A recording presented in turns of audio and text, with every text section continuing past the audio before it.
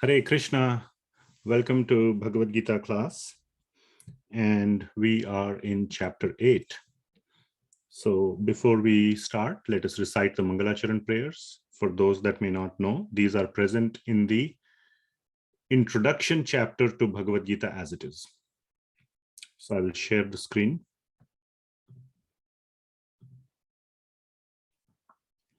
Okay.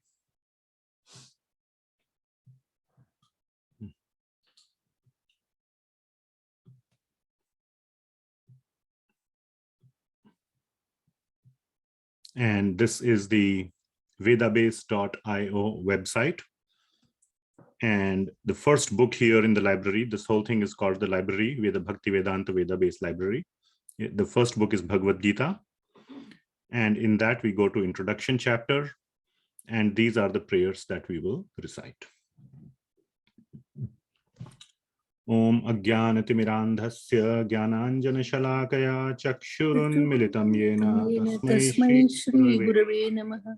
Shri Chaitanya Manobhishtam Sthapitam Yena Bhutale Swayam Rupa Gadamahyam Dadati Swapadantikam Vandeham Shri Guru Shri Yuta Padakamalam Shri Gurun Vaishnavamscha Sri Rupam Sagrajatam Sahagana Raghunathanvitam Tam Sajivam Sadvaitam Savadutam Parijana Krishna Chaitanya Devam Sri Radha Krishna Padam Sahagana Lalita Shri Vishakhanvitamscha Nama Om Vishnu Padaya Krishna Prasthaya Bhutale Srimati Bhakti Swami Niti Namine Namaste Saraswati Devi Gauravani Pracharine Nirvishesha Sunyavadi Paschatya Desha Karini He Krishna Karuna Sindhu Dinabandho Jagatpate Gopesha Gopika Kanta Radha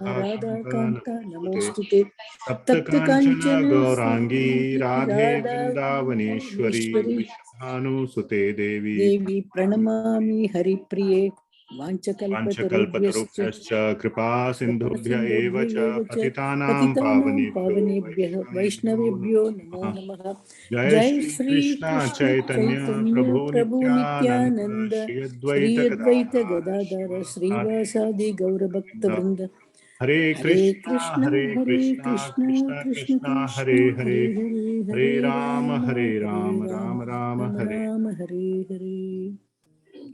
Srila Prabhupada ki jai. All right.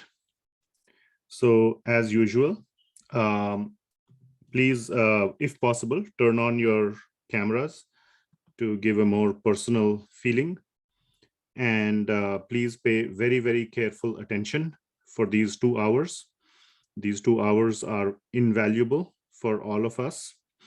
We all have very limited time and we have so many things to do. So Bhagavad Gita is definitely one such thing that we must give some time of our life to. So I request everybody to devote these 2 hours exclusively to Bhagavad Gita. Time is very less. That is very true. Its time is short. And you might think the answer is therefore, let me multitask, let me get other things done. But then where will be the time for Bhagavad Gita?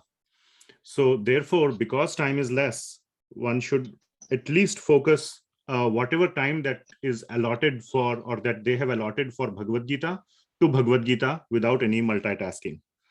And also just basic etiquettes for Zoom or for online format. Mute yourself, ask a question, raise your hand or put it in the chat, or you can unmute yourself and ask also at an appropriate time.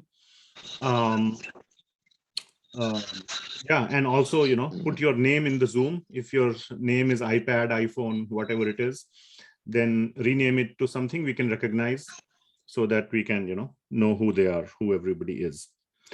With that, let us continue our discussion of Bhagavad Gita Chapter 8.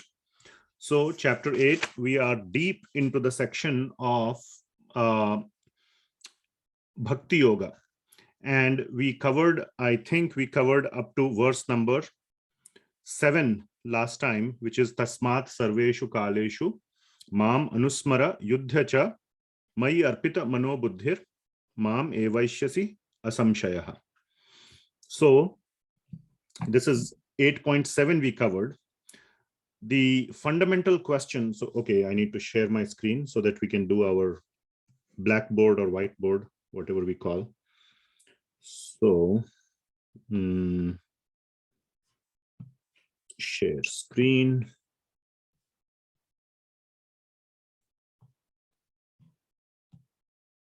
I think this should work. Okay. 1 second. Give me a second here.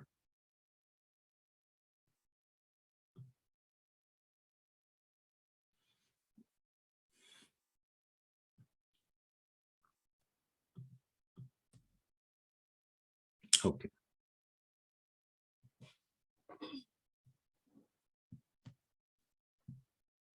Can you see the screen? Yes, Prabhuji.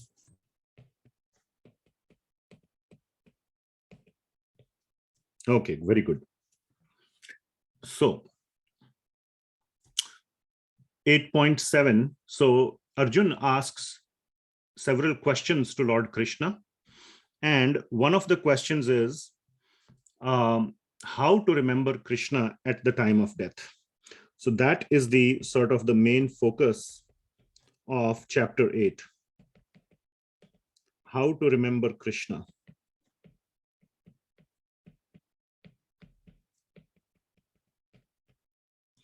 Especially at time of death. That is the main question.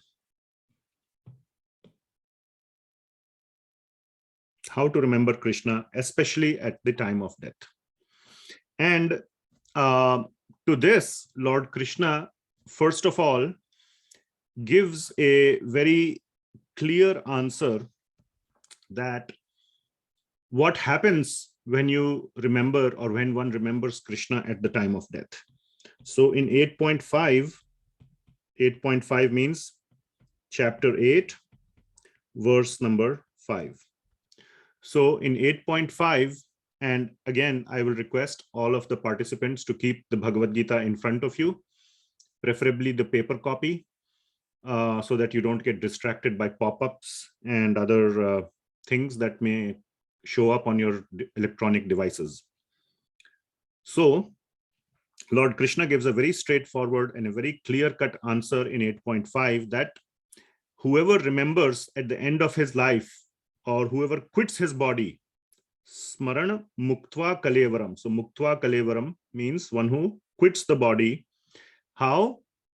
Mam eva smarana, by remembering me. So antakalecha mam eva smarana, by remembering Krishna alone, nobody else. Krishna, one who quits the body, muktva kalevaram, yah prayati samadbhavam. He goes to my nature, he attains my nature, and Krishna's nature is spiritual, which means that he quits his body and never gets another body again. He becomes completely a spiritual entity, just like Krishna. And more details are described by acharyas, but we won't go into that. Basically, he gets liberated from this material world and he never comes back, and he goes and stays with Krishna, with God. So that is the meaning of mat bhavam. Then in the next 14 verses, so next 14 verses, what are the next 14 verses? 8.6 to 8.14. This is one big section. Sorry, not 14, 19. So this is one big section, is how to remember Krishna. Okay, in detail will be described how to remember Krishna. And the first step in that description of how to remember Krishna it is Lord Krishna describes in 8.6 that at the time of death, either you can remember Krishna or you can remember something else. You can remember pain, you can remember devastation, catastrophe, whatever, or you can remember disgust for the person who is the cause of your death. That is our natural propensity, that when some problem we undergo, we always find someone else to blame. So at the time of death, the bhava or the feeling could be directed very strongly, like a resentment, like a anger towards someone else, or it could be something that you miss out, whatever it may be, or something that you are very attached to, whatever may be the situation.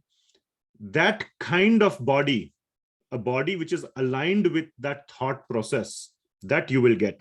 Yam yam vapi smaran bhavam, that bhava which you have at the time of death, tyajyat ante kalevaram, at the time of death, that bhava that you have, tam tam evaiti kaunteya, that kind of bhava you will get. And how do you get that kind of bhava at the time of death?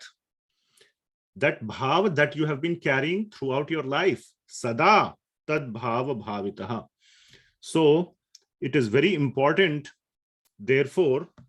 So this is basically describing the overall consequence or factors that lead to next body. I wouldn't say consequence, I would say thoughts. The overall thoughts and factors that lead to next body. Okay.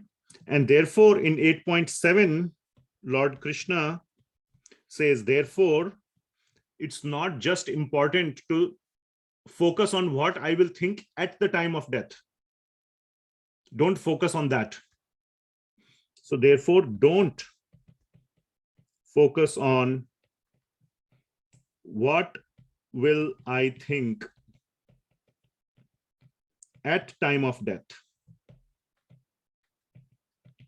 No, don't focus on this. We called this the unhealthy worry last time. What is the healthy worry? Focus on, this is the healthy worry.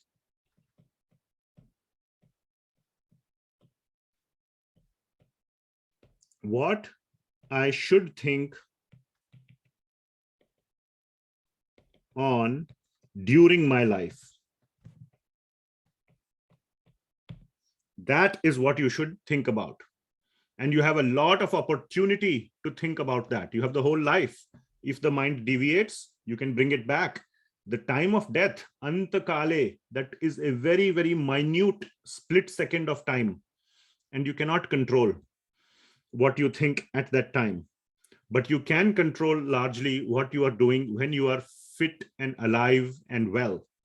And that is what we should focus on. And that Lord Krishna says in 8.7, what you should focus on, tasmat sarveshu kaleshu, not antakale. So there is a difference between antakala versus sarvakala.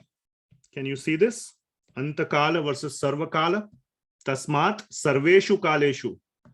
Antakala is a split second. And sarvakala is the whole lifetime. So that is the first point of 8.7. Sarveshu kaleshu. Tasmat, therefore, very important word. It's a theorem. It's a law. 8.7 is a law. Law of Krishna. Because of the word tasmat. Every verse that starts with the word tasmat is very important. I have covered this many, many times. Tasmat sarveshu kaleshu. All the time, throughout your life, what you should do? Mam anusmara. Remember who? Remember me. Mam. Mam anusmara. Plus do your duty. Yuddhacha. Plus do your duty, whatever is your duty in your life. It's not like you should quit, which in other words, don't quit your life duties. There is no need. And last week we went into a detailed discussion of how it is possible to do this and this, both. And we discussed it is possible. It is totally possible to do both. If you are not clear about it, you can go review last time's lecture. So that is where we stopped. And of course, there is the other line, Mam Anusmara Yuddhacha Mai Arpita Mano Buddhir. By taking shelter of me, Arpita means to surrender or to take shelter of. Mana and Buddhi, one's mind and one's intelligence, which means taking the instructions of Krishna very seriously. Lord Krishna says, Mam evaishyasi asamshayah. You will come to me without a doubt, he says. Okay. So in this verse, so let me look at my notes here. Yeah.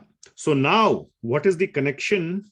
So I explained, or I kind of recapped what is 8.7. It's an extremely, extremely important verse. 8.7 is very, very important. Now, what is the connection between 8.7 and 8.8? So in 8.7, so connection between 8.7 and 8.8. It's kind of important to understand this. So this is the connection. I'll just call it link.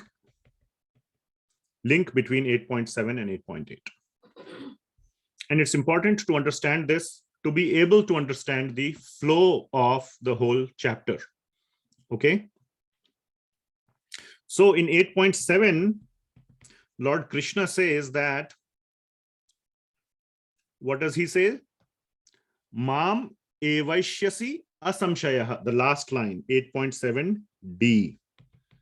You will for sure, asamshaya, for sure, come to me. That's what he says in 8.7.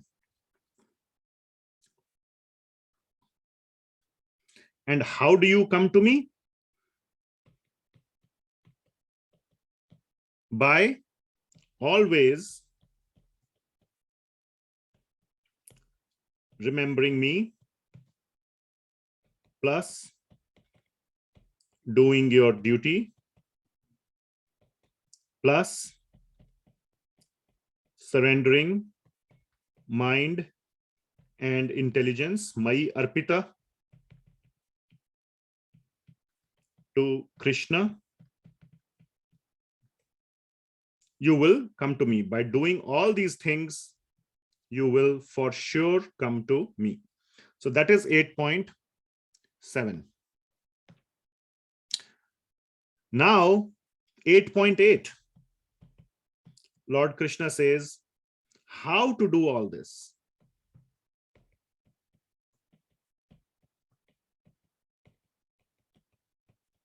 Yes, by doing all this, you will come to me.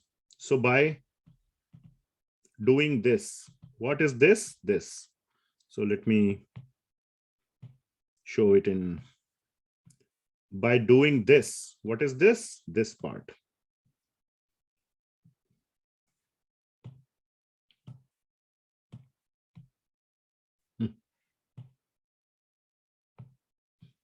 By doing this, always remembering, doing your duty and surrendering, you will come to me. This will happen. This is the result. Now the question is how to do that. How exactly to do that? And that answer is given in 8.8. How to do all these things.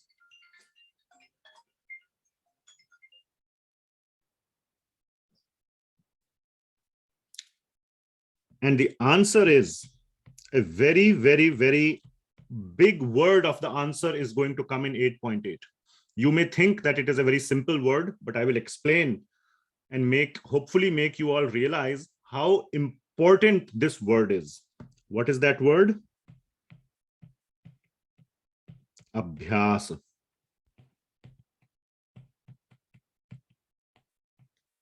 Abhyas. So 8.8 verse is describing how to remember Krishna during your life. So here, always remembering me, which means during the life. And the answer is Abhyas. So the verse is Abhyas yoga yuktena chetasa nanya gamina paramam purusham divyam yati partha anuchintayan. So we will break down this verse into each word and describe. Abhyasa yoga yuktena. Yuktena means being engaged in. This word yukta is very important. It describes action, engagement. It is not something that you can do just sitting down, doing nothing. Yukta means engagement, which means action. So abhyasa yoga, this yoga of abhyasa yoga yuktena, engaged in, and the English of abhyasa, I will use two words, practice, and I have found a sort of a word that appeals to me more than practice. It's called training. And I will focus on this word a little bit more in a few minutes. So engaged in the training or in the process of training or practice. Chetasa na anya gamina. Chetasa means mind. Na anya gamina. It's kind of clear. Not focused on anything else. Gamina means to go. Na anya, nowhere else. The mind shouldn't go nowhere else. That is the literal meaning of chetasa na anya gamina. So how you should do this practice? The first thing is, or the first criteria or the first attribute or thing is to keep your mind focused on one thing. What is that one thing? Paramam Purusham Divyam. That is the one thing that you should focus the mind on. And by such thinking, Anuchintayan, Yati Partha, you will achieve that Paramam Purusham Divyam. And the Paramam Purusham Divyam is none other than Krishna himself. Because he is the Supreme Lord that has been disclosed at so many places in Bhagavad Gita. He says, so he says there, Abhyasa yoga yuktena, chetasa na anyagamina, without, first of all, engaging your mind through the process of training or practice, without letting it deviate here or there. Focus on me, Paramam Purusham Divyam, then you will come to me. So how? The question we asked is how? And that the answer is in the word training. And let us now dive into the word training. So how many of you, so it looks like, so a couple of things I want to describe here. This subsection that is coming up from 8.8 to 8.13. How many verses is that? 6 verses. Is about focusing the mind on the Supreme Person.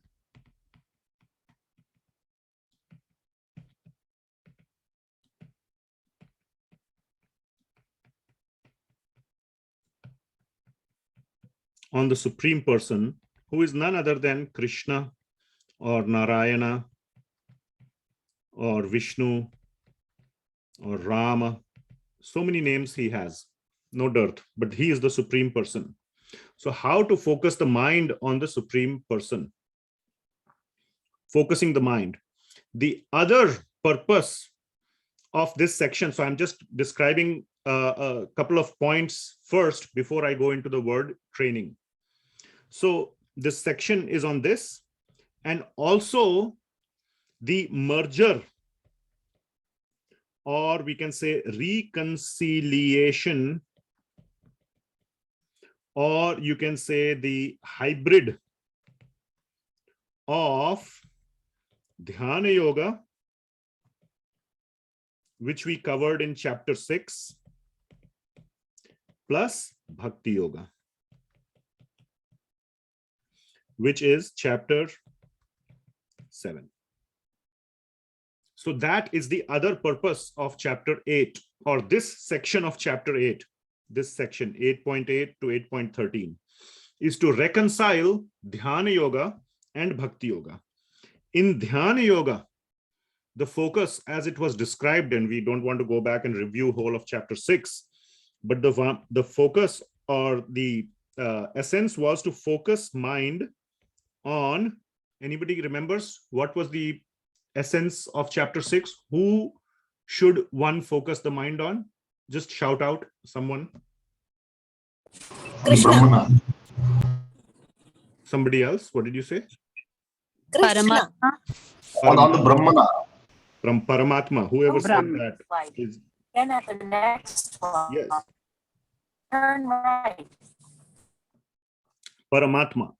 Yes, Paramatma is the expansion of Krishna. This is a deeper topic, but technically the focus was to focus the mind on Paramatma. In Bhakti Yoga, the essence is to surrender, or a better way to say is surrender with love, or you can say take shelter of who? Paramatma? No. Bhagawan. Of Bhagawan. Bhagawan. Krishna. Now, the reconciliation is you take the focus part of the mind. Instead of focusing the mind on Paramatma, you focus the mind on Krishna. So you start the process of surrender with love and taking shelter. The process of surrendering in love or taking shelter of Krishna starts with, what does it start with? It absolutely does not start with pretending to become a gopi, or like Mother Yashoda saying, oh, my life is surrendered to Krishna, oh my Krishna, and acting like a mad person like Mirabai, or like some great sannyasi or some great devotee who exhibited these symptoms of deep love. There is somebody. No. So that is not the process. That is an extremely advanced stage of bhakti. At the beginner stage, which is where I am and many people are, the process of this surrendering in love and taking shelter, it starts with, which means for beginners, starts with focusing the mind. And focusing the mind, especially in a dedicated way. In a dedicated way. And the Sanskrit word for this, which may be familiar to many of you, is called sadhana. Sadhana. That is the important point. That is the reconciliation of Dhyana Yoga with Bhakti. So don't try to do Bhakti like Mother Yashoda or Mirabai or Surdas or any of the, like the 6 Goswamis. Please don't try to jump to that stage. There is a starting stage. Just like, let's say, becoming a singer. Recently, one of the greatest singers of India, Bollywood, passed away, Lata Mangeshkar, right? If you want to start singing, You cannot just pretend to be Lata Mangeshkar. It starts with sadhana. It starts with going and finding a teacher. It starts with taking small baby steps, starting with sa re ga ma or do re mi or whatever the notes of music are. So that is what is required. And similarly, in spiritual progress, one has to start with the process of sadhana by focusing the mind. Then after many, many years, that stage may come where, or many lifetimes, who knows how long that process will take, when one is filled with love for Krishna. Just like Lata Mangeshkar, you give her any tune, she can immediately sing it. In 1 minute, she can sing.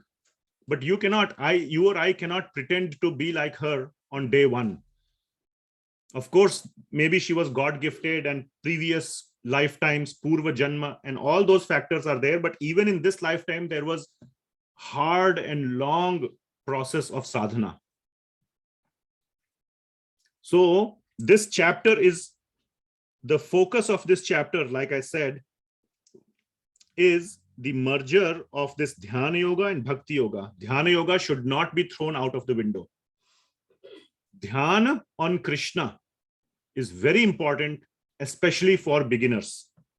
And that beginning stage could last a very long time. It could last a whole life, 10 years, 20 years, 30 years. Beginning doesn't mean 3 days or 3 months. Okay. So now let us dive into, so these are the two sort of the aspects of this section over here. 8 point, oops, why is it so thick? 8.8 to 8.13, that one should focus the mind on Krishna and also to reconcile Dhyana Yoga, how that fits into bhakti, and that is sadhana. So Lord Krishna says that to remember me throughout your life, how do you start? You start by the process of abhyas, and that process we call as practice, or I find a better word is training. Now, training the mind. Now, some of you that have actually tried to focus your mind on Krishna through japa, through some kirtana, or through some hearing, shravana, kirtana, or any of the processes of bhakti, you will absolutely realize that the mind is very stable. What is it? Anybody? Unstable. Fluid. Fluid. Unstable. Yes, Mataji, I'm trying to ask other devotees also. Fluid. Mind is very fluid. Very what? Fluid. Fluid. Okay. What else? Wavering. Anything else? Confused. Chanchalam. Confused. Chanchala. Yes, all these are correct words.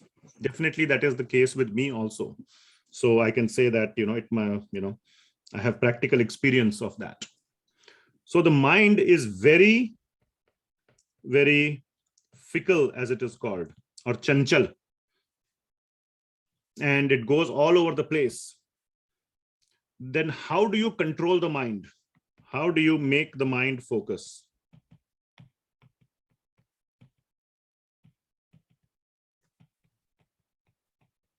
How do you make the mind focus? Keep practicing. Practicing, yes. What does it mean? Yes, the answer is practice. I am trying to make you sort of go deeper into this thought of what is the meaning of practice, what is the meaning of training. That's what I'm doing. Yes, in one word, it is that. After this class will end, yes, you will think, oh, practice, training. Okay, they are just words.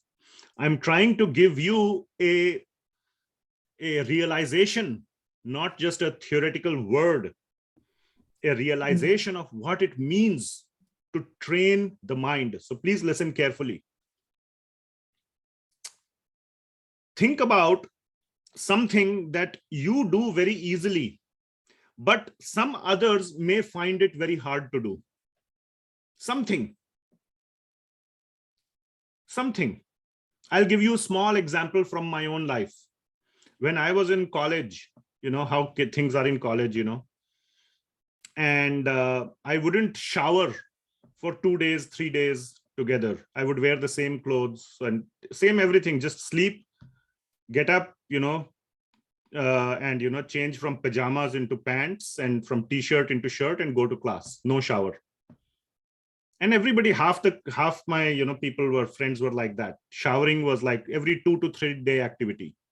And my parents, when I would go home, they would say, what a pig you are. You don't shower every day. How can you live like that? I would say, you know, how is it possible? It's just not possible to shower every day. It's just so hard. It is so hard. How can you do it? Somehow, I don't know that stage, but today and from many years, you know, I cannot live without showering every day or at least 2 times a day. I cannot, you know, I am now in my, like my parents. How was I like that? For me, there was a time when that was impossible. And now I am at a situation where not showering every day is impossible. And that, I can say, for me happened through a process called training, not through a process of what you call as New Year resolution, not through willpower or these standard answers by reading some motivational book. All these things are good starting points, but they don't work for many people, including myself. And there are many such things as well. For example, some of you may be like thinking, oh, I will never be able to sing. But then over time, you become good singer. Or I will never be able to do math. Math is too hard.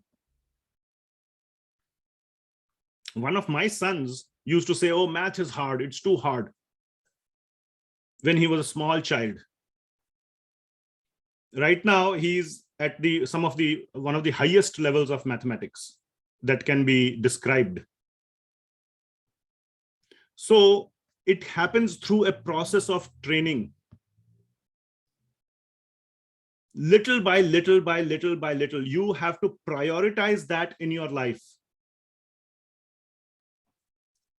Think of the example of an elephant. An elephant who is not a mad elephant, but an uncontrolled elephant. Okay, that is like the mind. Then there is in Hindi, I know there is a word called Mahavat, isn't it? What do you call it in English? Whoever is like the, you know, the controller of the elephant. Mahavat. The man is so Mahut. little. Mahut. Yeah, so this is the elephant, you know, whatever, huge elephant with a big face and, you know, big, whatever, tusks. This is the elephant, and the guy who sits on top is just so small. How can this little guy control the big elephant? This is like our mind. How does this guy, small guy, control the big elephant? It comes through a process of training the elephant.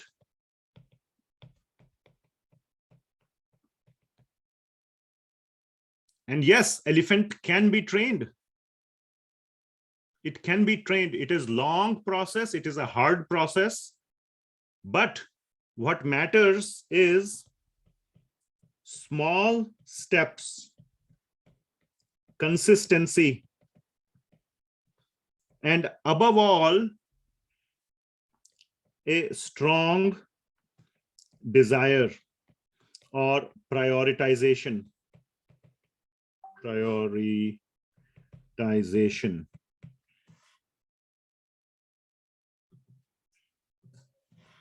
Prioritization in one's life.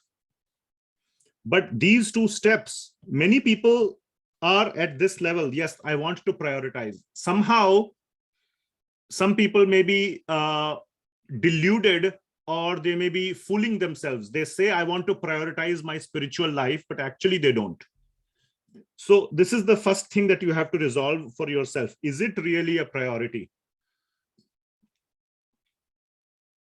And then to implement it, this is what is training. Small steps consistently taken. And when you take small steps, consistency comes. Consistency usually goes away when you try to jump too many steps ahead. But when you take small steps, it is much, for me, it is much easier to maintain consistency.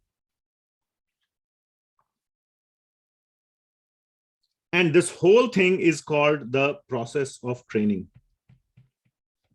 And this is the only way that the mind can be controlled, because the mind is so big and so uncontrolled, like this elephant. So whenever you want to control the mind, think of this little guy, the Mahavat, which I don't know the English name for, who is trying to train the elephant. And over time, the elephant can be trained. And that is exactly how we train the mind. And that is what Lord Krishna is also saying, Abhyasa yoga yuktena. Consistently, chetasa na anyagamina, making this the top priority in our life. Na anyagam, nothing else should take top priority, because then you will be doing that. And usually for most of us, our own sense gratification, enjoyment, eat, drink, and be merry. There can be many, words that I can say for sense gratification, or many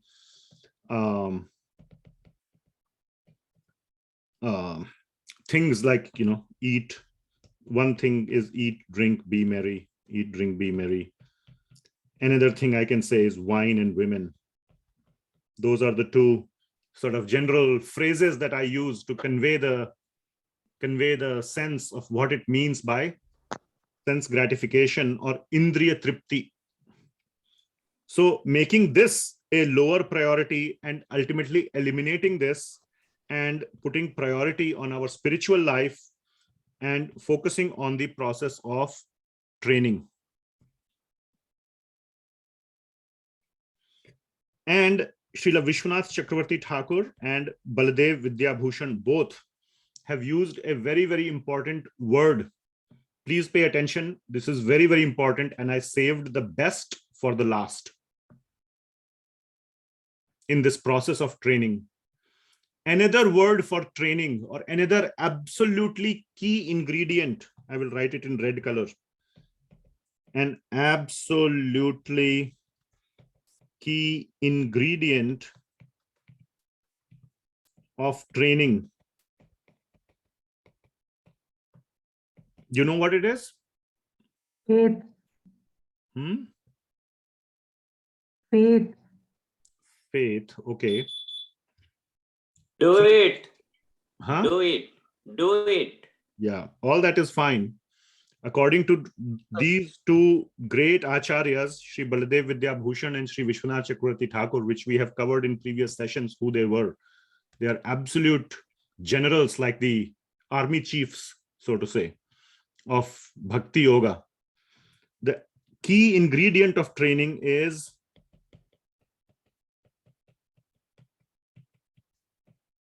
repetition. Repetition. Repeat. Don't try every day to go next step, next step, next step. Just repeat what you have done. Repeat. Repetition.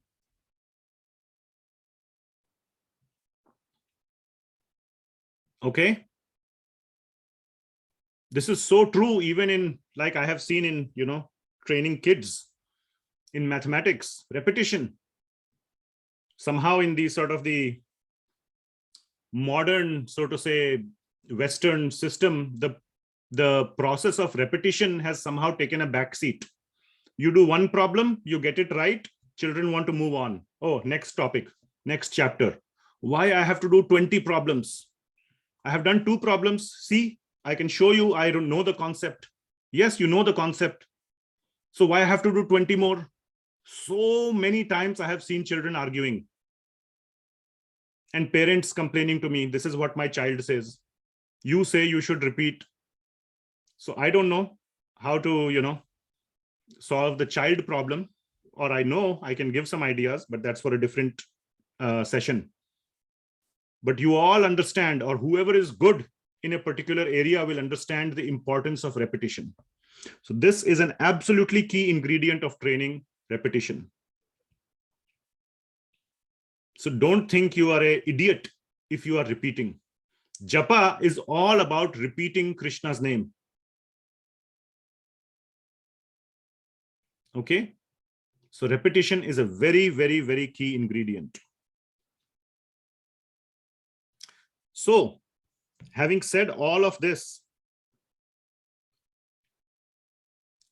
in reverse order, the idea is that by repetition, you will be able to be successful in training the mind to focus on Krishna or to remember Krishna. And by this is during the life. And by this process, you will be able to remember Krishna at time of death. And by doing this, you will go to be with Krishna after death. And here death means death of body, not of the soul. After death of body. Body dies, the soul never dies. So the soul, the spirit soul, goes and lives or bees with Krishna. So that is the thing. 1, 2, here there is training, here there is repetition. You will be able to remember Krishna at the time of death. And then Mam Evaishyasi. You will be with me. You will come to me. Okay? Is this all clear?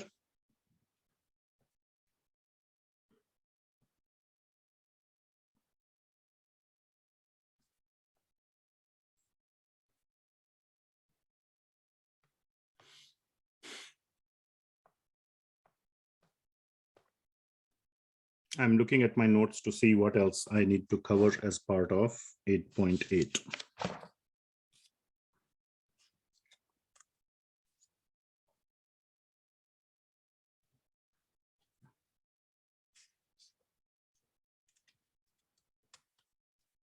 Okay, now 8.9 to 8.13. As I said earlier, 8.6 to 8.13, somewhere I said yes. 8.8 to 8.13. I am now saying 8.9 to 8.13. I can say 8.8 to 8.13. Either way. This section is called Yoga Mishra Bhakti. Like I said, yoga mixed with bhakti. Focusing the mind is yoga and bhakti. How to do bhakti? By focusing the mind. Not like Mother Yashoda, not like Arjuna. Of course, their mind was automatically focused on Krishna all the time. Here, yoga means some amount of effort. For Mother Yashoda, it was effortless. The mind was focused on Krishna. Of course, nobody can focus the mind more on Krishna than Mother Yashoda, for example. Okay? The difference is, for her, it is effortless.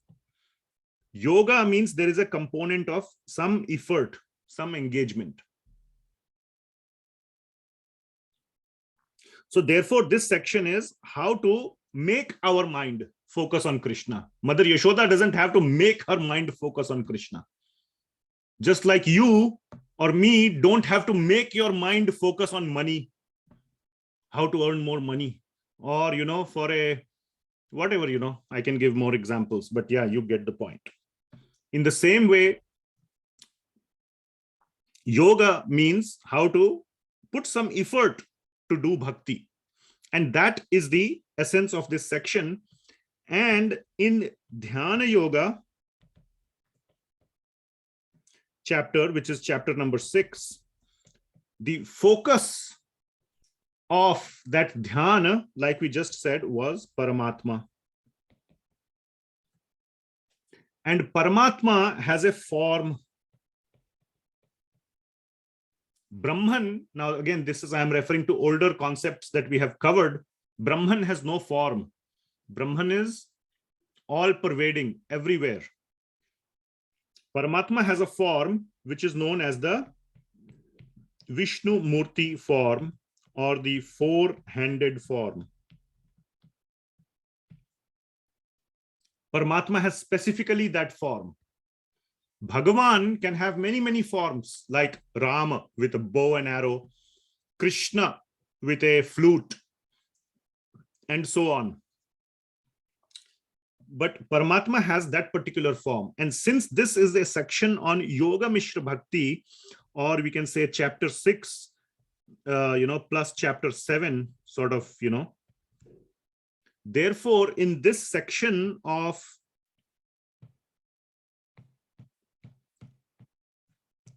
(8.8) to 8.13, the focus is on the four-handed form.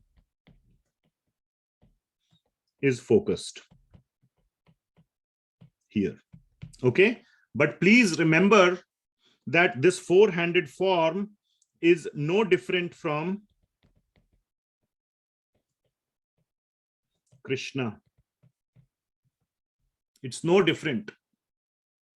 And if you have any doubts about it, please go and refer to chapter 6 discussion. And there is a very beautiful section in chapter 6 where Krishna removes all doubts, completely removes all doubts. 6.29 to 6.31. You can listen to those lectures where Krishna says that Paramatma and me are no different. He uses the word me 4 times in one verse. Nowhere else he has used the word me or mam or aham that many times in one single verse. And he says, I and that Paramatma are one and the same. So if you have any doubt about it, either that will cause a decline in the bhakti. Doubts cause decline in bhakti. Therefore, you must remove doubts. And I'm telling you how to remove the doubt through the lens of Bhagavad Gita. This is the section, how you remove that doubt. Is Paramatma the same as Krishna? Yes. And I am trying to explain you why that four-handed Paramatma is mentioned in these verses, because this is a merger or a reconciliation of Dhyana Yoga with Bhakti Yoga. Okay. So I hope you understood all that, what I said. Of course, if you have questions, please ask. So,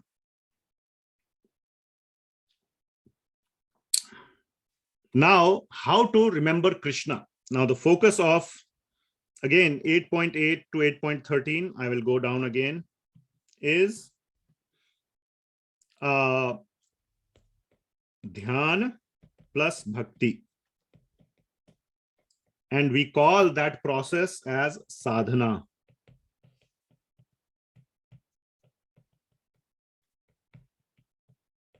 Sadhana Bhakti.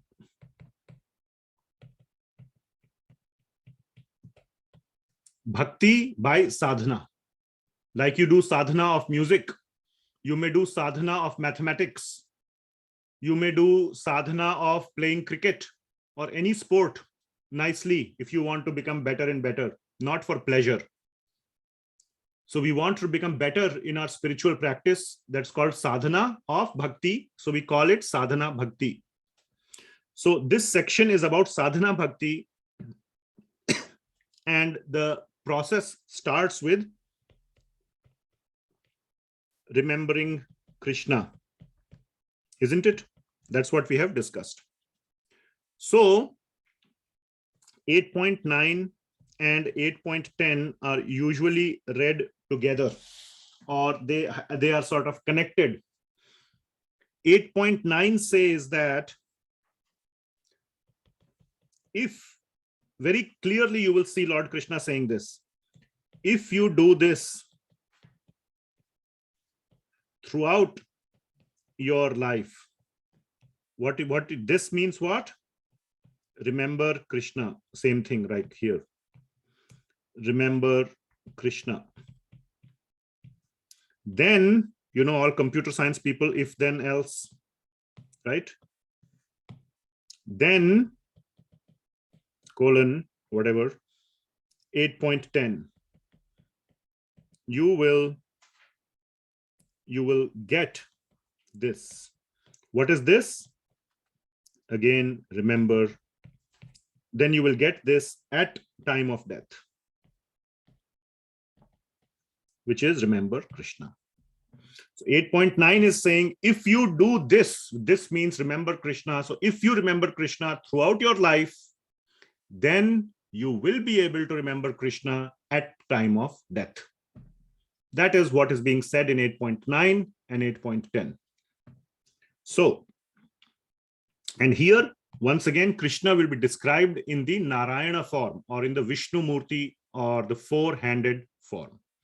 This is a very, very beautiful verse. It is very, the people who like to recite Bhagavad Gita, recite this verse. It is very, very poetic, and it very flamboyantly describes Lord Vishnu in great, wonderful terms, just amazing terms. Lord Vishnu is being described here. So I'm not a great singer because I have not done sadhana in that direction, but I will still, I always feel very happy reciting these verses 8.9 and 8.10. Kavim Puranam Anushasitaram Anor Aniyasam Anusmareriyah Sarvasya Dhataram Achintya Rupam Aditya Varnam Tamasah Parastat. So that is 8.9. What does this say? The translation, I will just read the translation here, that how should one remember the Supreme Lord? One should meditate on the Supreme Person as the one who knows everything. That is called Kavim. Kavi means one who knows everything. That's the root meaning. Kavi doesn't just mean poet. It means a very, very knowledgeable person, but in reality, it means one who knows everything. As he who is the oldest, Puranam, Purana, we say Purana hai. Purana means it's very old, but it doesn't mean old as in like useless. Not that kind of old, but old means it is timeless. It has been in existence since ever. So the Lord is Kavim Puranam. Then Anushasitaram, Anushasan. You know, Anushasan, you have heard the word. Anushasan means one who does the controlling. So he is the supreme controller. Kavim Puranam Anushasitaram. Anor Aniyamsam. Aniyamsa means smaller than Anu, smaller than the smallest. Anu. Anu means atom, or that's the name that is given. But it doesn't mean that today's definition of atom, of neutron, proton, all that, and electron. Not that atom. Anu means the smallest. So Anor Aniyamsam. Anusmaredyaha means one who remembers the Supreme Lord in this way. Okay. And this is the Dhyana process. Please remember, and I will explain how we remember the Lord, but I'm just explaining what this verse is saying. Kavim Puranam Anushasitaram. So three things: the one who knows everything, who is eternal, and who is the supreme controller. Smaller than the smallest thing imaginable. Anor Aniyamsam. One who remembers the Lord in any of these or all of these ways. You know, that is how you should remember. Now, more attributes. Sarvasya Dhataram. Dhata means maintainer or supporter. We say, no, Mata Dhata. Mata is like mother. Dhata means one who caretaker. So mother is also a caretaker of the child usually. So mata dhata. So that is the dhata means caretaker, supporter, maintainer, sarvasya of all entities, everyone. Who is the caretaker or who is the maintainer of all entities? God. Sarvasya dhataram. Achintya rupam. He is inconceivable. He has so many qualities that it is impossible to fully understand him. Achintya rupam. Aditya varnam tamasah parastat. Aditya varnam. He is like the sun who dispels the darkness. Tamasa. Tamasa means darkness. Tamoguna, we say, the mode of ignorance. Tamasa. So Aditya varnam tamasah parastat, and he is transcendental. So all these things are one who thinks of Krishna or Bhagawan or Vishnu or Narayana in this way. This is how you should meditate on Krishna throughout your life. So one should meditate upon I'm reading the translation by Srila Prabhupada. One should meditate upon the Supreme Person as the one who knows everything, as he who is the oldest, who is the controller, who is smaller than the smallest, who is the maintainer of everything, who is beyond all material conception, achintya rupam. Beyond all material conception, achintya rupam. And also Srila Prabhupada says who is inconceivable, which is also achintyam, and who is always a person, and that is he has a form, rupam. He is luminous like the sun, aditya varnam, tamasah parastat, and he is transcendental and beyond this material nature. So all these points, one should think of Krishna, one should meditate and focus his mind on Krishna in one or many or all of these ways. Okay, so that is this verse. I just want to say that a very, very beautiful link between all these words, Kavim, Puranam, Anushasitaram, Anor, Aniyamsam, and all the things that we discussed, very beautiful linkage has been given by previous acharyas in their commentaries. Srila Prabhupada, Srila Vishvanatha Chakravarthi Thakur, and Srila Baladeva Vidyabhushan. So if you are interested in more details of what really, these are not just even randomly picked. The way I have explained, it appears that they are random attributes put together in a verse. But there is a linkage also. I don't want to go into all the details today. But if you are interested, you can read those commentaries by these wonderful acharyas, and there is more nectar. There is more, wonderful things you can learn about Bhagavad Gita by reading these commentaries. Okay. Then, so now, like I said, coming back to our discussion, what we discussed is if you meditate on Krishna like this throughout your life, then what will happen? You will get Krishna at the time of death, or you will remember Krishna at the time of death. That is being said in 8.10. So let us see. Prayanakale mansa chalena. So I'm reading 8.10 now. That you will remember Krishna at the time of death if you have practiced like this throughout your life. Prayanakale manasa chalena bhaktya yukto yoga balena chaiva bhuvor madhye pranam aveshya samyak satam param purusham upaiti divyam. So the translation is prayana kale. So so I'll read Srila Prabhupada's translation and then we'll break it down. One who at the time of death fixes his life air between the eyebrows and by the strength of yoga with an undeviating mind engages himself in remembering the Supreme Lord in full devotion will certainly attain to the Supreme Personality of Godhead. So what is the main focus? The main focus is if you have done serious sadhana bhakti in your life, then you will be able to remember Krishna at death. Or I would say only then. Only then. Not then. And yes, some other people will also remember. Yes, those who have done throughout the life will definitely remember. Others will also remember. No.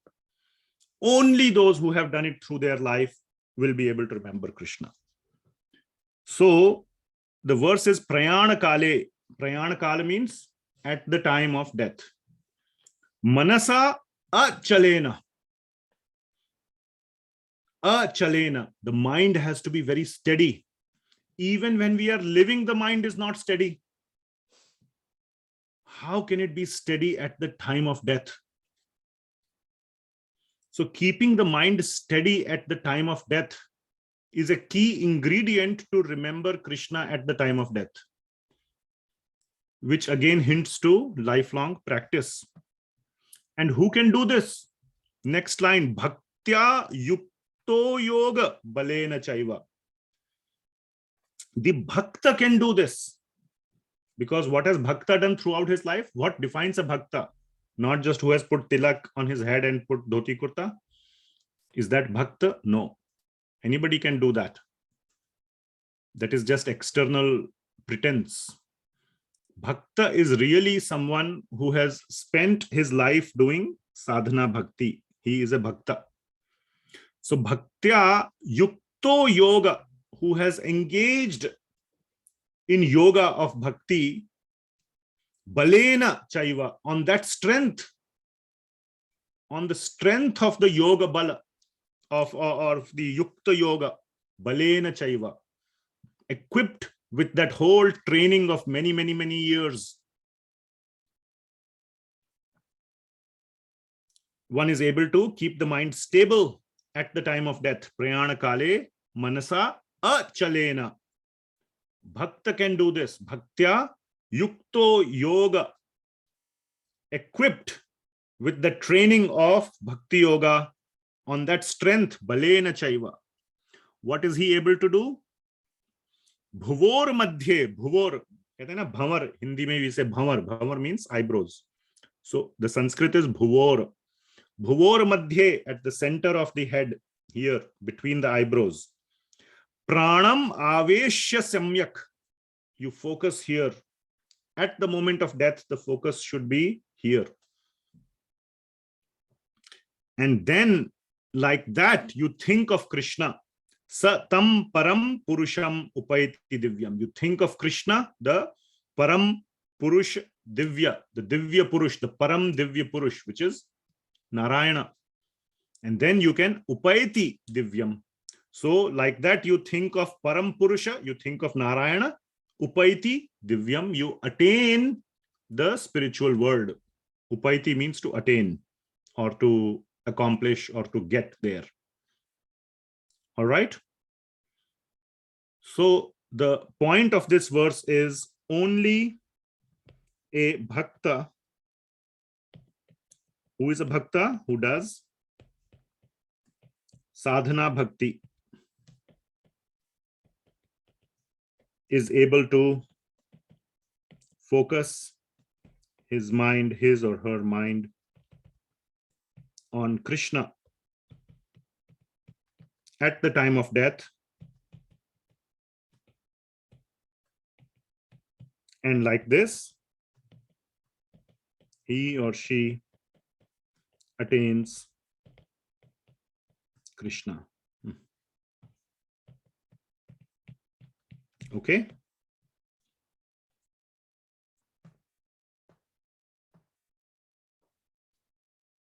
All right. So only a bhakta. That's a very key point.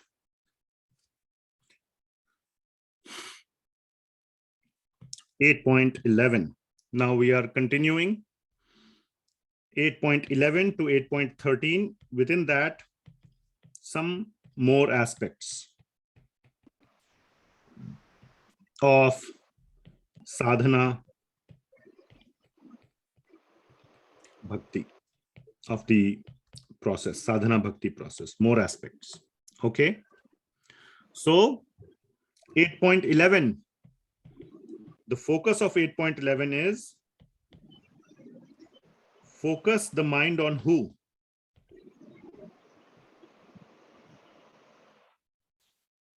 Somebody kindly mute. Okay. So focus the mind on who? Obviously, the answer is Narayana or Vishnu or Krishna, whatever. So many names he has. But here in this verse, very beautifully, it is being described to focus the mind. A different flavor is given. So I will read the verse. Yadaksharam vedavido vadanti vishanti yad yatayo vitaragaha yad icchanto brahmacharyam charanti tatte padam sangha grahena pravakshe. So the translation is persons who are learned in the Vedas, who utter Omkara or the letter Om, and who are great sages in the renounced order, enter into Brahman. Desiring such perfection, one practices celibacy. I shall now briefly explain to you this process by which one may attain salvation. So Yad Aksharam Veda Vido Vadanti. So that which the knowers of the Vedas, Veda Vadanti, Veda Vido, call Om. Yad Aksharam, or the Akshara, the root Akshara is called Om. So Yad Aksharam, that which the knowers of the Vedas, Veda Vido, call Vadanti as Akshara or Om. So who is Om is equal to Vishnu. Om is the sound representation. Sound representation of Vishnu. So that which the knowers of the Vedas call as Om, which is Vishnu. Vishanti yad yatayo vitaragaha. Yatayo means the sages, the great sages. Vitaragaha means by giving up all attachments. If you remember in 4.10, there was this verse, Vitaraga bhaya krodha manmaya mam ashritaha. So Vitaraga means giving up all attachments. Raga means attachments.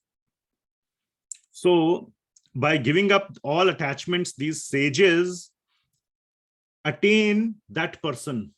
So basically, that person whom the sages attain, which is also Vishnu. So this was 8.11a. This is B. We always divide each verse into 4 parts, A, B, C, D. So A was referring to Vishnu through Om. B is referring to Vishnu through the object of meditation of the sages. C is referring to Yad icchanto brahmacharyam charanti. Those who practice celibacy or brahmacharya throughout the life, who is the object of their practice. So that person whom the celibate attain is also Vishnu. So those who desire to obtain celibacy, yat icchanto brahmacharyam charanti. D, what is saying? That person, that same person, you can attain. And sangrahena pravakshe, I will explain, or I will summarize. Sangrahena means I will summarize now. So that person you can attain. How you can attain? Then we go to 8.12 and 8.13. Okay, so that was 8.11. So the object of one's meditation is Vishnu. So what is the process? Sarvadvarani samyam mano hridi nirudhya cha murdhanya adhyatmanah pranam asthito yoga dharanam. So sarva dvarani sanyamya. Sanyamya means controlling or calming down or making it steady. What? Sarva dvarani. All the dvara means gates. What are the gates of the body? The senses. So by controlling all the senses, sarva dvarani sanyamya, mano hridi niruddhyacha. Man and hridaya. Hridaya means heart. Man means mind. They are not the gates. Technically, they are not the gates. The gates are like your nose, ears, etc. So, but they are also need to be controlled. Niruddhyacha, focusing them, focusing the mind. And another thing, prana, murdhanya adhyatmana prana. So focusing these three things, mind, heart, and prana. Prana means the life air. On murdhanya. Murdhanya means again at this place. So by focusing all these three things, one becomes situated asthito in yoga dharana. One becomes situated in the 6th stage of ashtanga yoga, that is dharana, yoga dharana. So again, this is a merger or a reconciliation of the ashtanga yoga process of chapter 6 and bhakti. So here the focus, of course, is on Lord Vishnu, but still by the process of ashtanga yoga. So that was sort of, I went through the words of the verse, but the essence of this verse is that control of senses and mind is very important at time of death. Without a full control of the mind and senses at the time of death, it's very hard to focus the mind on something you want. The mind will just go wherever it wants. You will not be able to tell the mind to focus on something that you desire. So it has to be controlled at the time of death. So at the time of death, here what is being said, one has to go into the stage of dharana. Complete dharana means the focus is completely in one direction of all the senses. Now here, I just want to say a few words. How important it is. So if you have not done the training of the mind, training of mind during your life is what will lead to this. That it will allow you to control your mind and focus it in a particular direction of your choice. Otherwise, the mind will go in the direction of its choice, not your choice. Okay? Like when you sit down and study for an exam, your choice is to study for the exam, the mind goes somewhere else and 2 hours are gone. Then suddenly you realize, oh, tomorrow is the exam and I just lost 2 hours. Then again you start studying and mind again goes somewhere and again 1 hour is lost. Has it happened to everyone? Yes? No? Yes, Prabhuji. Yes.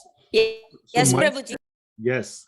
So mind goes where it wants, not where you want it to go. And training for that is important, especially at the time of death. Now here, I just want to mention a couple of points that I realized from reading many commentaries and writings of previous acharyas, is that death, even though you have trained your mind, thinking of anything specific, especially Krishna, at the time of death is very, very hard. Why is it very, very hard or very, very unlikely?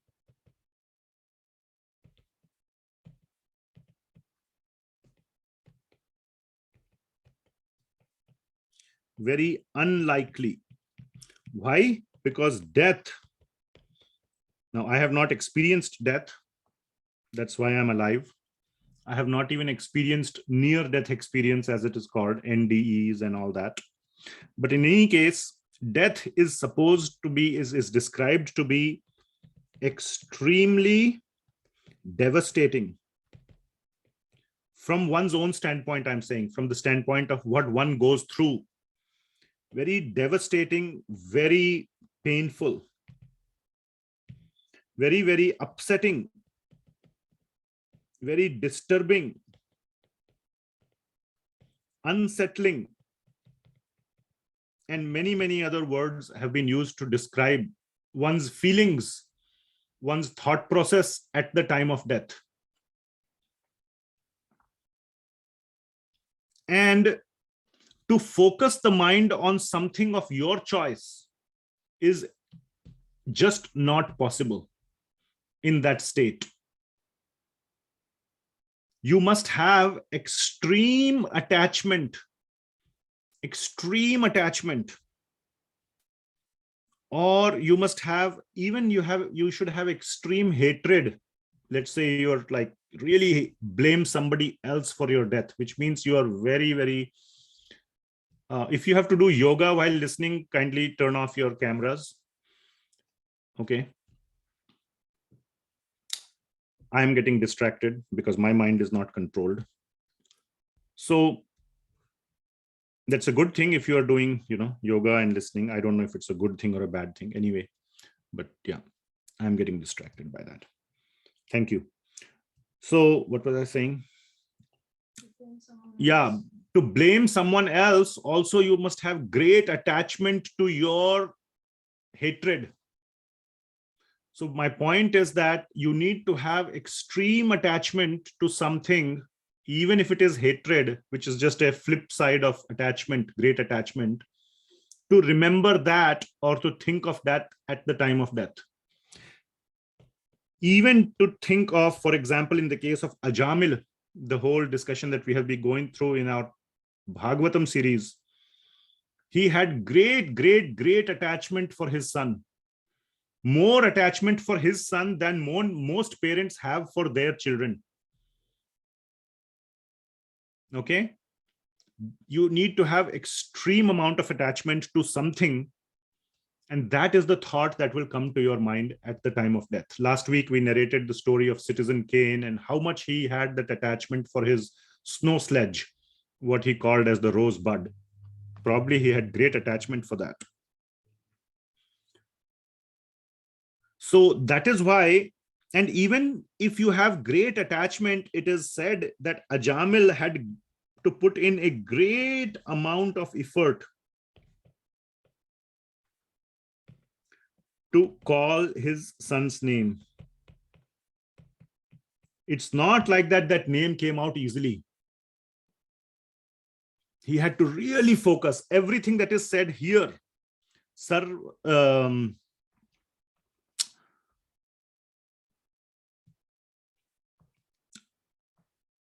putting all the senses towards his son, thinking of his son, sarvadvarani sanyamya, mano hridi nirudhyacha, all his man, hridaya, pran, everything he had to collect, every ounce of energy that he had, and then he was able to call out the name of his son.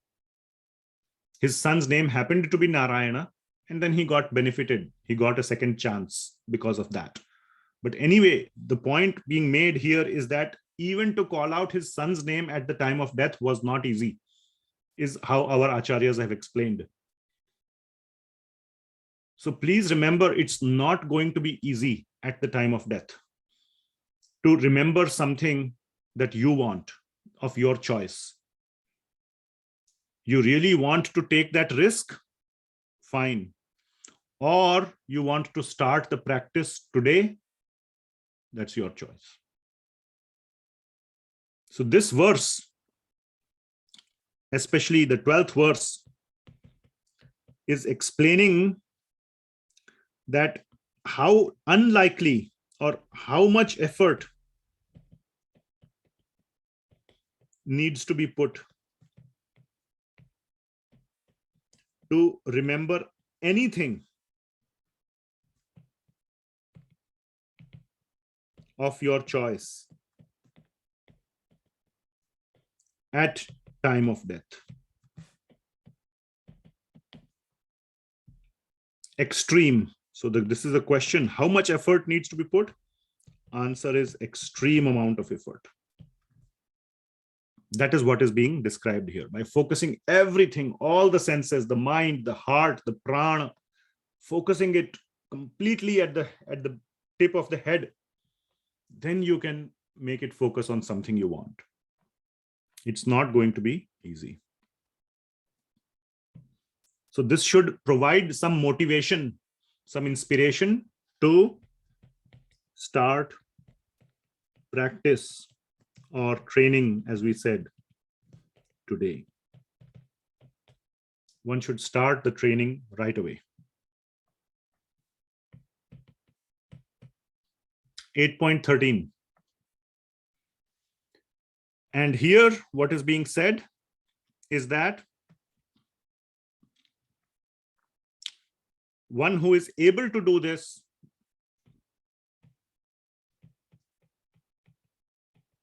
again, same concept. Remember me, attains me. So the verse is Om itya aksharam brahma vyaharan manusmaran yah prayati tyajyan deham sayati paramam gatim. So after being situated in this yoga practice and vibrating the sacred syllable Om, the supreme combination of letters, if one thinks of the Supreme Personality of Godhead and quits his body, he will certainly reach the spiritual planets. So Om itya eka aksharam brahma. One who is able to remember the Om, the akshara Om, eka akshara, the one syllable Om, which is spiritual. It is Brahma. Brahma means of the spiritual element, the spiritual element. So Om is a spiritual sound. And Vyaharan, Vyaharan means to say.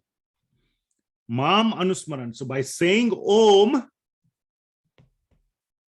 Lord Krishna is saying, say Om.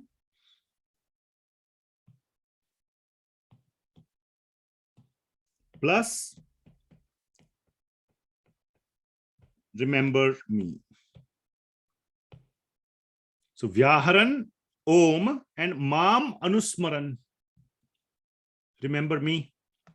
Yah prayati tyajyan deham. Like this, one who tyajyan means to quit, deham, one who quits the body.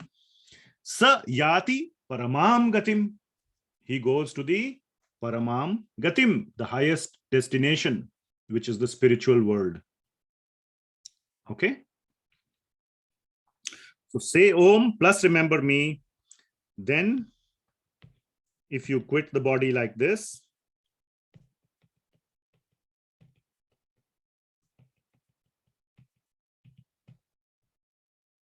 Yah prayati tyajyan deham, you go to highest destination. Param gatim, paramam gatim, paramam gatim. Sa yati paramam gatim. Okay. So the stage of so another just a quick point I want to make for those who may do Bhakti Shastri in the future, and I just want this to be recorded as part of these lecture series that I am doing right now. In the previous verse, Sarva Dvarani Sanyamya. Sarva Dvarani means all the gates have been closed, the senses have been put together. That is the stage of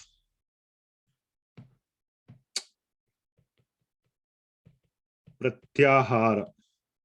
This is the fifth stage. This is mentioned in 8.12a, the fifth stage of ashtangyoga.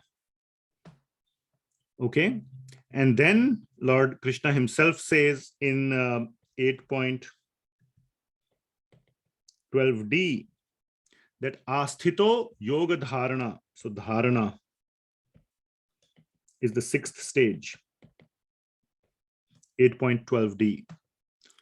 And then uttering that Om, Vyaharan and Mam Anusmarana. Mam Anusmarana, that whole thing that we discussed. Say Om plus remember me. That is the 7th stage.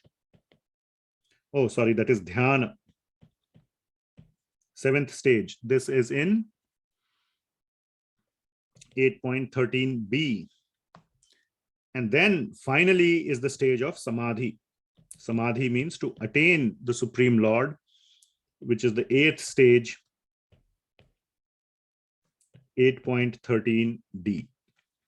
Sa yati paramam gatim.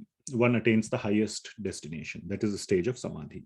So those who have studied the 8 stages, the last 4 stages are pratyahara, dharana, dhyana, and samadhi, which are being referred to in this section in this way. So again, this is a technical detail. You don't need to know it. This is knowing it is nice. Not knowing it is not an impediment to your spiritual progress. Okay. The spiritual progress will only be determined by how strongly, sincerely you take up the practice during your life to remember Krishna. Okay. Now, Lord Krishna. So is there, okay, so it is 8:06. Let us see if there are questions, because 8.14, we can stop after 8.14 or we can stop before 8.14. 8.14 is a very, very, very important verse. And it is a verse that describes kevala bhakti, or what is also known as shuddh bhakti, which means the previous one was called, as opposed to that, the whole section was yoga mishra bhakti, bhakti that is mixed with yoga, our effort. This is what is known as effortless bhakti. But this comes after you have put in the effort. This is a very, very high stage of bhakti. But at that stage, things become very, very effortless. Becomes very easy to think of Krishna. And at that stage, one is absolutely guaranteed to go to Krishna. There can be no other option. Because of one's bhakti, like we discussed last time, even if you don't want, Krishna will come and take you. He wants you. I mean, of course, the devotee wants Krishna. There's no choice. There's no question he doesn't. But I'm just saying for the sake of, making an argument. Krishna will take you. He wants you so much.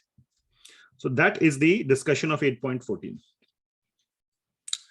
So before that, I just want to mention one point. So we will discuss 8.14, maybe today, maybe next time. But one point I want to explain very clearly. So please pay attention. This is very important concept. 2-3 minutes it will take to explain. Okay, so please pay very careful attention. So far, we have discussed the process of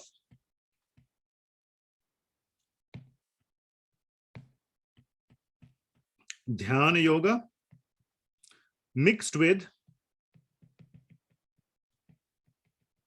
bhakti.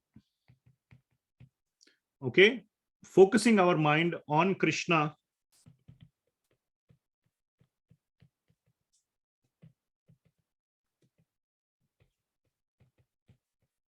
On Krishna, not on Paramatma, on Krishna. By chanting or by taking the word Om and remembering Krishna.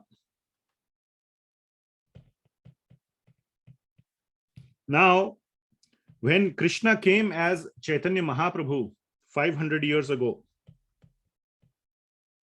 Lord Krishna appeared as Chaitanya Mahaprabhu. He said, no need to take the word Om, no need to say the word Om. Om is obviously very, very, very important, and it's a transcendental sound, no doubt about it. But it is the sort of the official, it's a more formal way of calling out to Lord Narayana or Lord Vishnu. Lord Chaitanya Mahaprabhu gave us the Hare Krishna Mahamantra.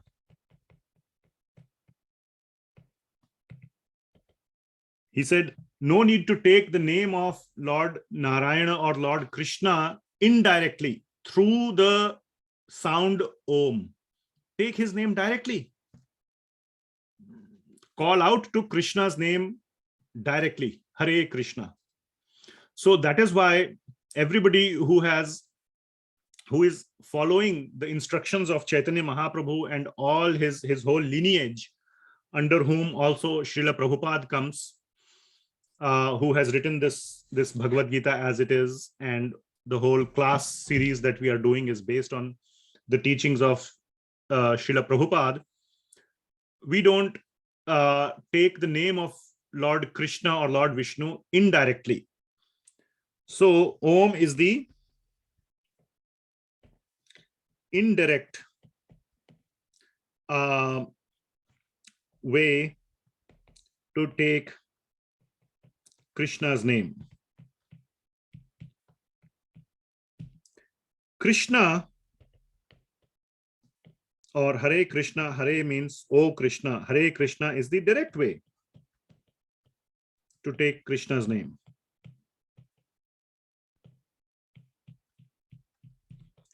Okay, so I just wanted to make sure that this point is clarified as to why, if the Bhagavad Gita says that we should take the name Om, why do we take the name Hare Krishna? That is because Lord Krishna himself came as Chaitanya Mahaprabhu.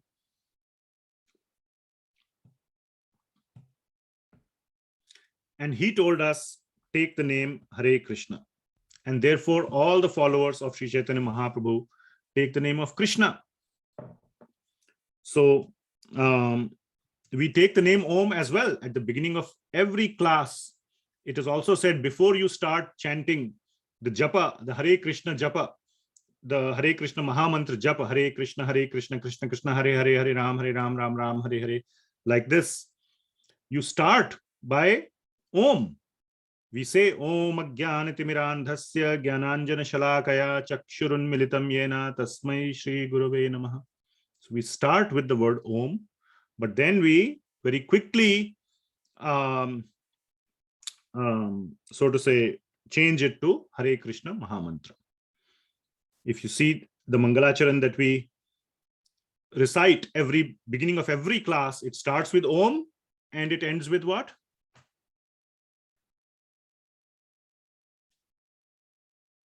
Krishna. Hare Krishna. Hare Hare Krishna. Krishna. Yes. So we start with Om.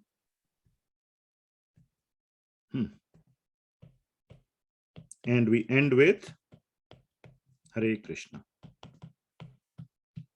And all this happens through the process of the instructions of our acharyas, which is the rest of the Mangalacharan. All the acharyas' names have been given. Rupa Goswami, Sanatana Goswami, and so many others, all the devotees, Vanchakalpatarubhyascha, so many. So that is I wanted to explain the Om versus Hare Krishna topic. Okay, let's see what questions we have. There are few on the chat, and then some devotees have their hands raised. So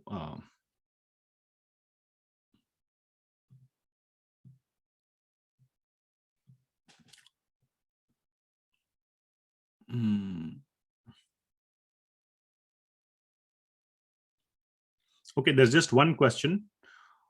One, following instructions for remembering Krishna all the time using the tools Japa, Kirtana, Smarana, but unfortunately lands in ICU, unconscious, cannot remember the Lord. What should he do? So this question is no different from the question that exact same question we discussed last time. What if one has spent his whole life remembering Krishna? That is what is being said all the time, using japa, kirtana, smarana, but unfortunately is unconscious, cannot remember Krishna at the time of death because he is in ICU, he is anesthetized, whatever happens, and he passes away. The exact same question was asked by Sri Ramanujacharya to his guru, and his guru went and asked his deity, Varadarajan. The guru's name is Sri Kanchipuram, and the deity directly gave an answer that don't worry, you focus on what you have done throughout your life. Let me focus on what will happen at your death.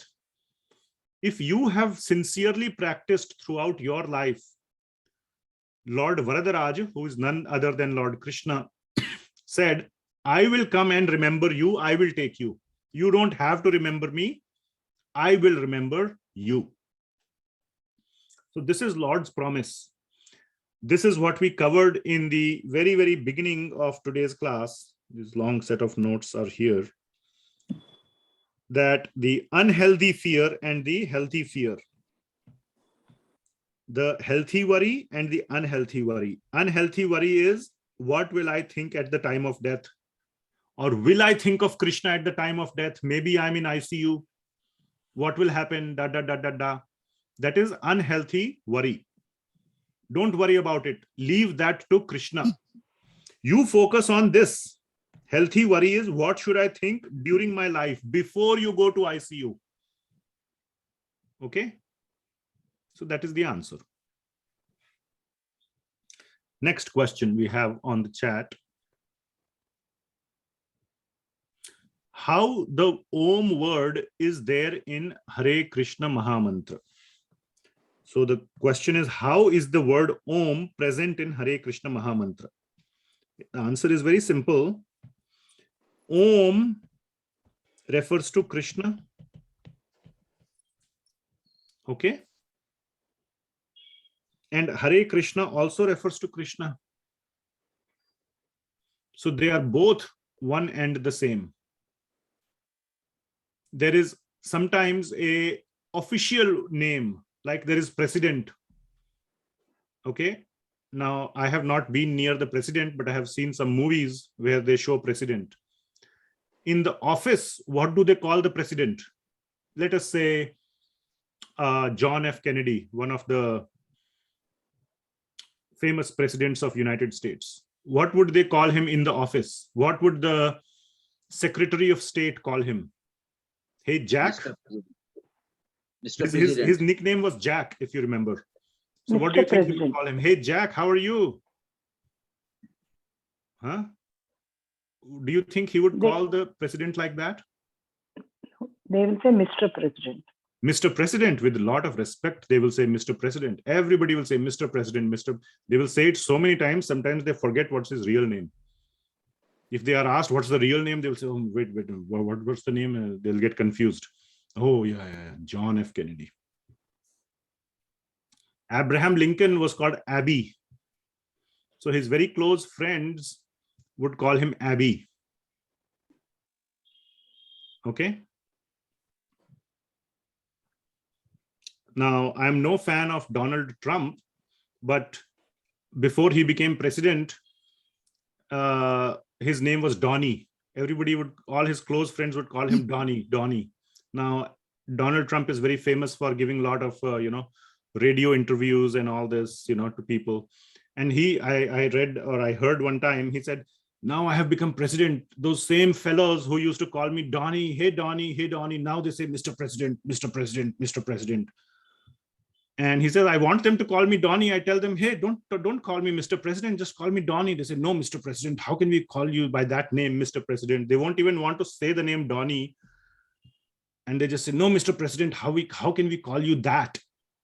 They don't even say, how can we call you Donnie? They don't even utter the word Donnie. Because there is so much of like a difference in one experiences that level of difference. So I'm again not trying to be very, appreciative of Donald Trump or whatever. This is not a politics discussion. I'm just telling you the sentiment.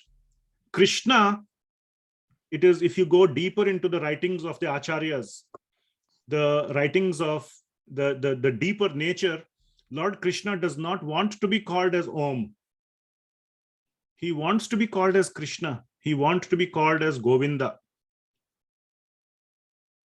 And that is why Chaitanya Mahaprabhu said, who is Krishna himself? He came and told everybody, don't call Krishna Krishna, Om. Just call him Krishna. He will like that. Just like, in this example, like I said, the president wants to be called by his sort of friend or pre-president name. You are following what I'm saying? So Chaitanya Mahaprabhu therefore said the word Om and the word Hare Krishna refer both to Lord Shri Krishna. One has a mood of awe, reverence, respect, formalism. I can come up with more terms. So 1, 2, 3, 4. Hare Krishna is, there is no awe, no reverence, there is love, there is informalism, there is friendship. There can be more things like that. It's more personal, more loving, love or loving. Okay. So the devotees of Lord Krishna use the name Hare Krishna and Hare Rama instead of Om. But there is no difference. No difference. Okay. So this is just the difference in the mood. What I was saying is the mood is this. All right. So all this discussion, I will stop this discussion about the Hare Krishna versus Om. I think I have spoken enough, and those who are, present here will get a good understanding of that. So still there are some hands raised. So Subhash Prabhuji, I think you asked your question in the chat. I will go to the other questions and come back if you have another one. Okay, all right. Lakshmi Mataji, you have your hand raised. You have a question? Hare Krishna Prabhuji. Yes, Hare Krishna. My difficulty is I am intending to do sadhana, japa and other things. But when the responsibility at the institutional level is increasing, by the time I complete the work, I get tired. So though I want to read more of Bhagavad Gita, Bhagavatam and other things, my bodily tiredness it doesn't enable me to do. Am I right or wrong? Another thing is, one way the responsibilities are increasing, which should I avoid it for the sake of concentrating on spiritual aspects? Yes, very nice question. So it is all a matter of priority. Okay. So many, I'm sure, maybe you are a mother, you have children. My wife, for example, when our kids were small, she took a back seat from work. She scaled down her work to very, very low level. She used to work only 1 or 2 hours every day instead of 8 hours. The income of the family went down drastically, but we wanted to focus on our children. They were a priority. So you have to decide what is a priority. Now, it doesn't mean you should become homeless and a beggar, but at a certain point, there is a difference between, this is enough for me, and I have to create space for my spiritual life also. So if all this work and everything is something that you can scale down. Now, for some people, I totally understand. They may have to work 2 jobs just to get lunch and dinner, put some food on the table. There are people like that. Absolutely. I do not deny. I'm not in any kind of fantasy that there is poverty. There is all these problems in the world where people have to work 2 jobs, have to work 20 hours, 18 hours, just to put some food on the table. So in that case, it is definitely harder. Definitely it is harder to do sadhana, but you have to find some ways. But hopefully you are not in that situation. Hopefully. So at some point, one has to draw the line that this is enough. I am willing to tolerate this much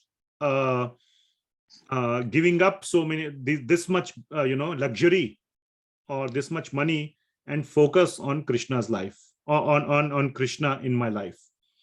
So at some point you have to, if you are serious about it, like many mothers, I mean, they are serious about their children, they stop working, or that's a very natural and a very well-known concept. You have seen people doing it, that because they put children at a top priority. So it's all a matter of priority. Perhaps Krishna is not at such a high priority for many of us. So we have to make Krishna at such a high priority. Now, for many, many, many people who are more fortunate, who don't need to work 18 hours, 16 hours a day, even they are not putting appropriate priority and focusing their time on Krishna. So that is an even bigger problem. So such people should think harder, that where am I putting my time and what is my priority? It is all a matter of priority. And the priority elevation happens through, in the technical term, I will say, sambandha jnana. Trying to realize who is Krishna and what is my sambandha with him. That is one thing. And the second thing, I will say, very, very important. Please pay attention. This is very, very practical.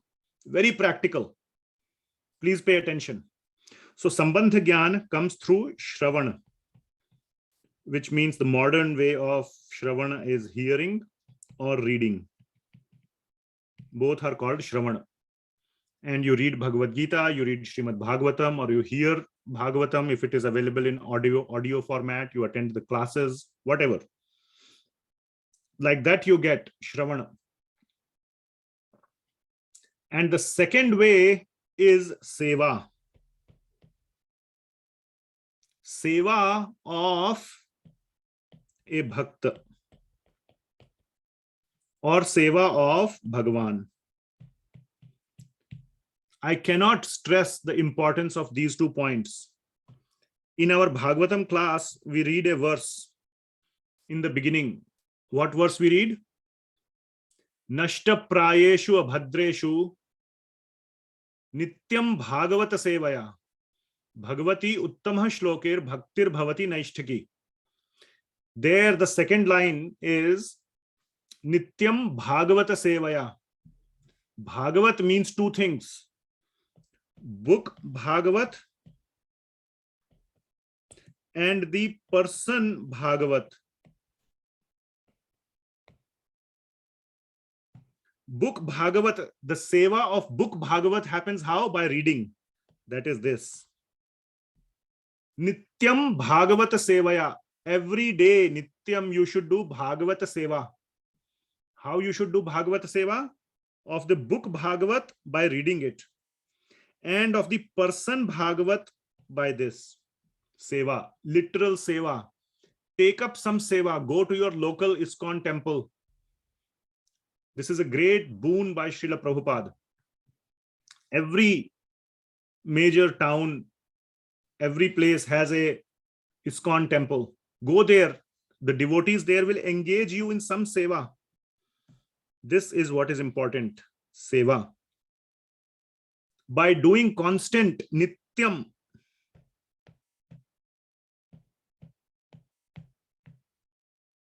Nityam has several meanings.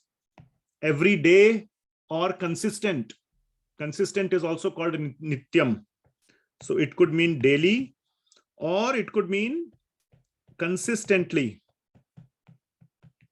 If you cannot go every day, go every weekend, Saturday, Sunday, whatever. Do some seva in your home. If you don't have a temple, make your small temple in the home. Do some kind of seva. You have no idea how much seva will improve your seriousness. And this seva, what I'm talking about, is the physical seva. Some kind of seva, moving your hands, legs, whatever, some seva.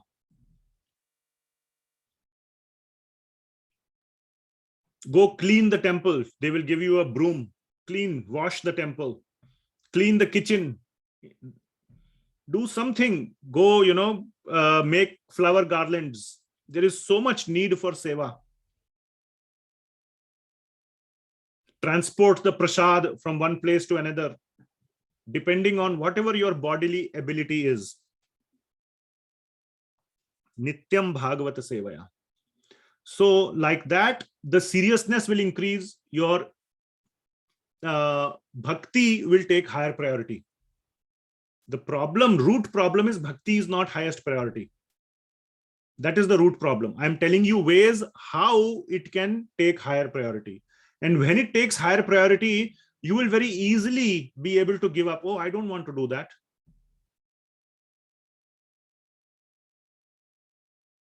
I can tell you right now, let's say you want to earn money. I can tell you right now a very easy way to earn money. Go loot a bank. Will you do that? Why? Because your priority is to not get into jail. Or let's say your priority is to, be an honest person, whatever may be. So my point is, there are certain things that that are not negotiable. I don't want to get into trouble, or I'm not going to loot a bank or another person or kill a person or rob a person. It's not negotiable. Tell me some other way. In the same way, if somebody tells you, I can give you more money, but you have to give up bhakti, your response should be, it is not negotiable. Tell me some other way to earn money, but I should have time for my bhakti. As long as I have time for bhakti, yes. Tell me some other way to earn money. Correct? It's the same argument. Do you see? Okay, so enough said on that topic. Another question. So hopefully that answered your question. I don't remember what was your second part, but I think it was all part of that. Yeah, somebody is saying that Infosys chairman's wife was cutting vegetables. Yes, absolutely. I don't know if that is true or not, but if that is true, that makes total sense. Total sense. In our temple here in Portland, so many people come and cut vegetables. And still we need more people. So there is no shortage of demand. Okay.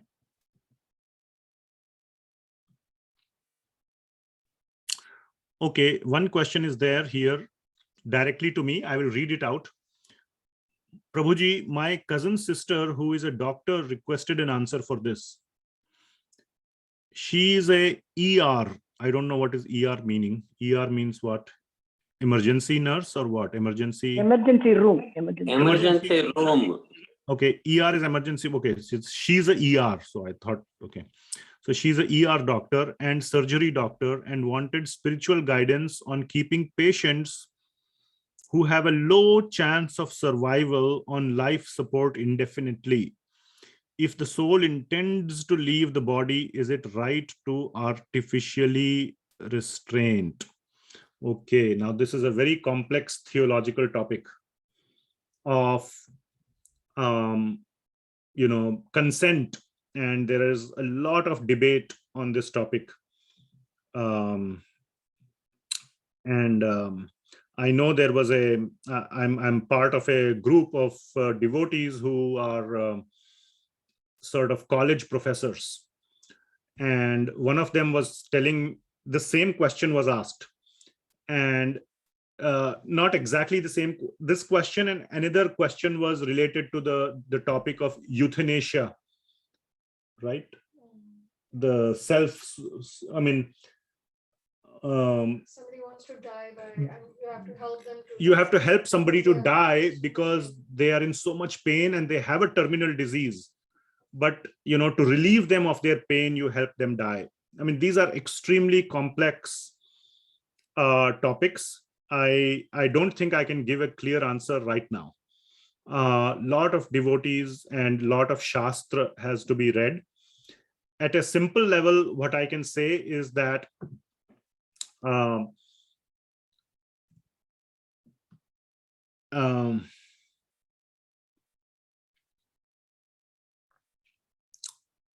person who is desiring that the other person continues to live, isn't it?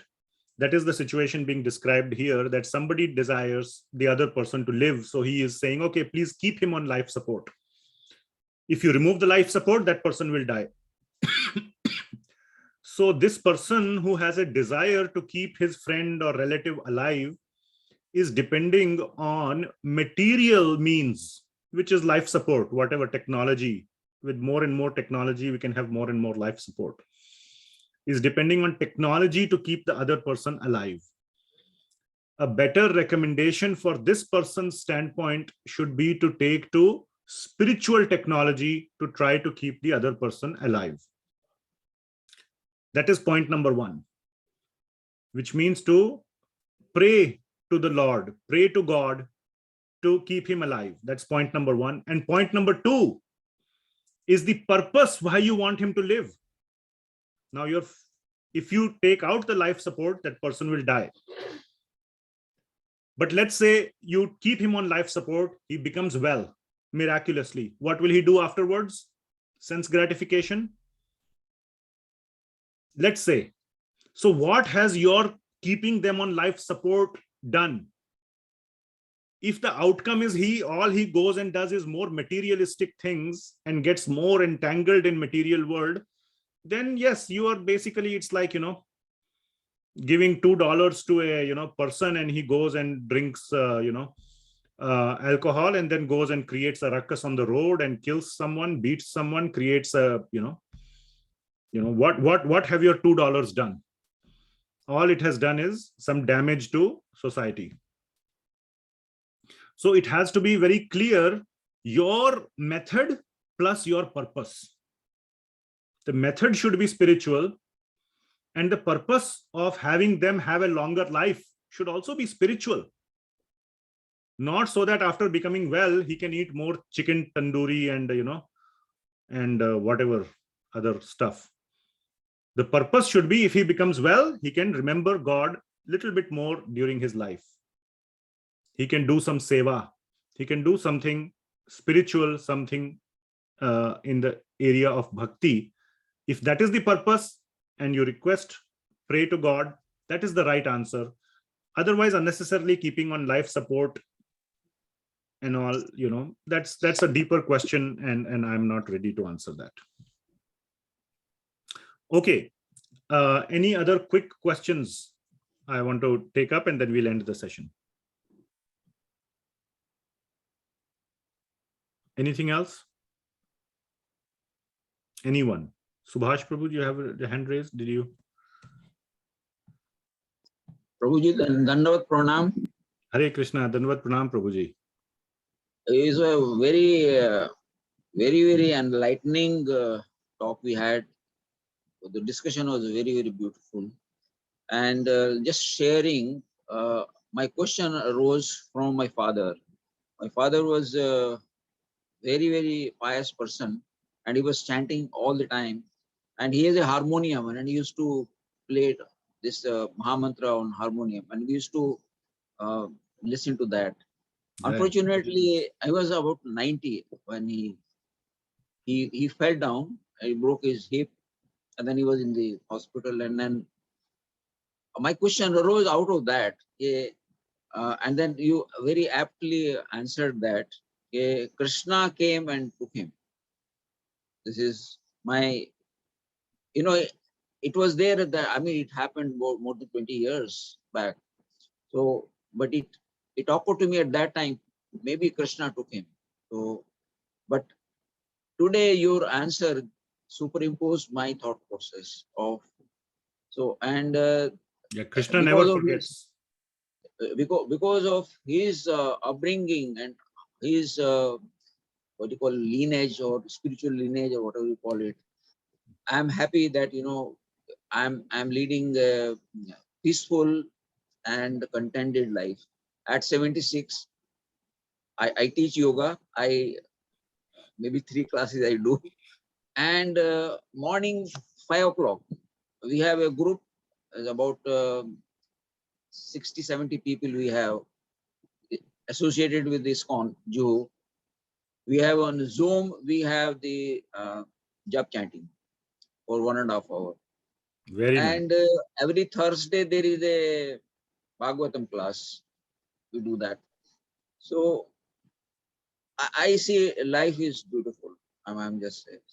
Excellent. Thank you so much for being such a wonderful A part of this, inspiration. and B part is, you ask about the question, what should somebody do about this such case?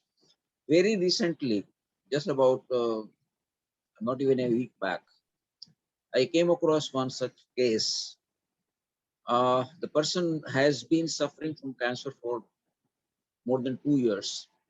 And for last 6 months, she was totally in a vegetative form, on life support. Her daughter called me from Toronto. I say, uncle, I want you to help.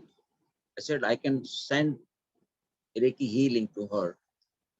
And it was going down and down and down.